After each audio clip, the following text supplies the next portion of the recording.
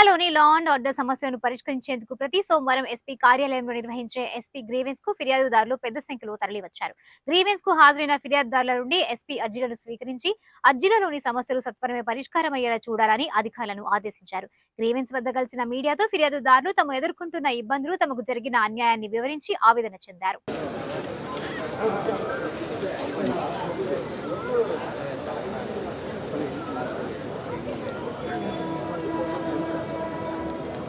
Last 1 week back మాజీ IAS officer Smita Sabharwal గారు, senior IAS officer Smita Sabharwal గారు ఎక్స్లో పోస్ట్ చేయడం జరిగింది.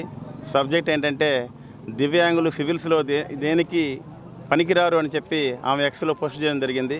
దాని మీద మేమందరం కూడా అక్కడ తెలంగాణ ప్రభుత్వానికి కానీ ఇక్కడ ఏపీ ప్రభుత్వానికి ఇక్కడ ఉన్నటువంటి ఎస్పీ గారికి, కలెక్టర్ గారికి ఒక రిప్రజెంటేషన్ ఇవ్వడం జరిగింది మా దివ్యాంగుల సమక్షంలో.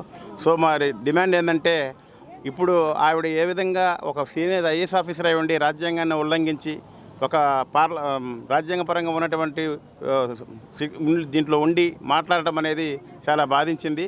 ఆమె వెంబటే ఉపసంహరించుకోవాలని చెప్పి, అలాగే ఇప్పుడు మహారాష్ట్రలో ఉన్నటువంటి రత్నగిరి జిల్లాలో మీ తమ్ముడైనటువంటి సిసోడియా అగర్వాల్ గారు జాయింట్ కలెక్టర్గా యాదవపాలెం అండి.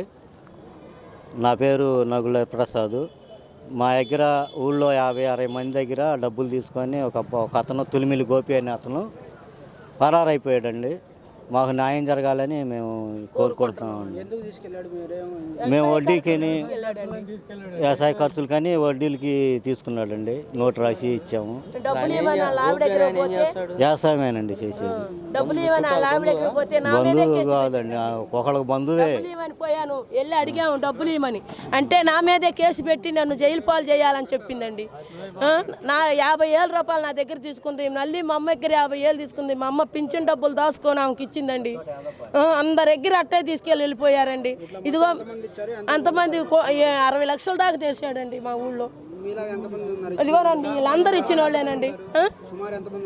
ఉంటారు 60 మంది ఉండరండి. ఒక 1,00,000 ఇచ్చిన వాళ్ళు ఉండారు, 50,000 ఇచ్చిన వాళ్ళు ఉండారు, 1,00,000 ఇచ్చాను ఉండారు.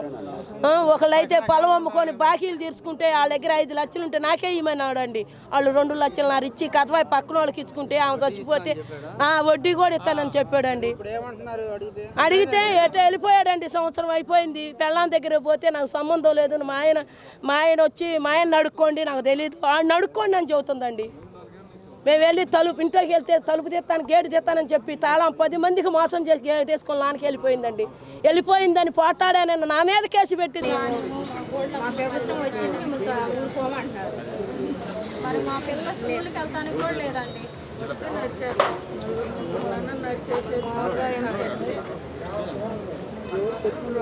మమ్మల్ని 24వ తారీఖు నుంచి గొడవలు. వాళ్ళ పార్టీ గెలిచింది. ఇక మమ్మల్ని గెలిచిన కానించి పల్లెలో ఉండనీట్లా.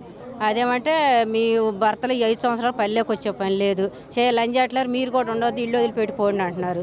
పిల్లలను కూడా కనీసం రోడ్డు ఎక్కుతున్నా కూడా పసిపిల్లలకు కూడా లంజరకం కడుతున్నారు.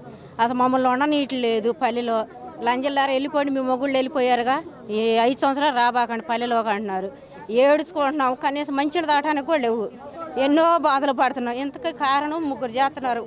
కొర్ర మధు, చిన్న సుబ్బారావు, మరి సుధా, యామర్తి సుధా, గడ్డిపతి సుధా, వాళ్ళే చేస్తుంది.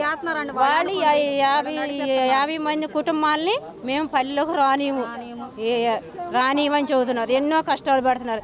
సరే మా మగవాళ్ళు వస్తారులే అంటే అక్కడ కాపలాలు కాస్తున్నారు బ్రిడ్జిల మీద. ఆడవాళ్ళు మగవాళ్ళు మొత్తం మా పరిస్థితులు చూస్తుంటే ఏ రోజు వచ్చి మా ఇళ్ళ మీద పడతారు, మమ్మల్ని చంపుతారని కూడా ఉంది. మాకు భయంగా ఉంది, మా ప్రాణం ఆయం ఉంది. మాకు కూడా రక్షణ కావాలి. మాకు ఎవరన్నా కానీ రక్షణ చేయాలి. మరి కేసులు పెడుతున్నారు. మీ కేసులు మేము తీసుకోము, మేము వాళ్ళ ప్రభుత్వం కాబట్టి వాళ్ళే తీసుకుంటాం అంటున్నారు. మాకు న్యాయం మరి మీరు అందరూ చెయ్యాలి. మా భర్తలు